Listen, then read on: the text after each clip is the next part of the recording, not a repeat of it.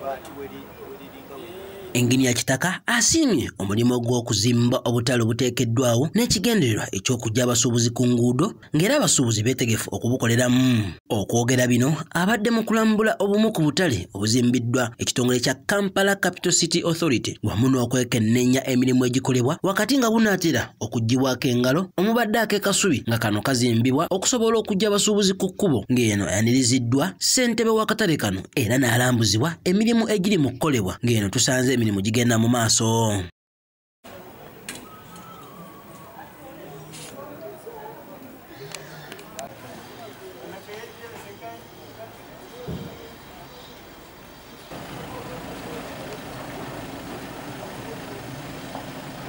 Oluvannyuma yeeyongeddeyo ku kazimbibwa e Busega nga wano alambudde ebifo awagenda okukolebwa emirimu okuli emidaala nga eno asuubiza abakulembeze okubayambako okulaba nga bafuna amakubo aganayambako abasuubuzi okutambuza ebyamaguzi byabwe obulungi. Okulambula obutale kino tumaze ebbanga nga tutegeka emirimu gino egy'okufunira abantu abakolera mu kasubi awo okubasengula okubajja mu kkubo babeere mu katale akalungi kano kakulaba.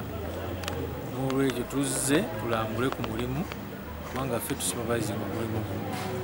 Era ndowooza mukirabye nti bwe gutuuse kusigaddeko ebbanga ttono nnyo akatale kagulwewo abantu bafune ekifo ekirungi basobola okukola. Engini ya Kcca akulira ekitongole kya Kcca asinzidde wano n'annyonnyola ku nteekateeka ze balina eri obutale buno.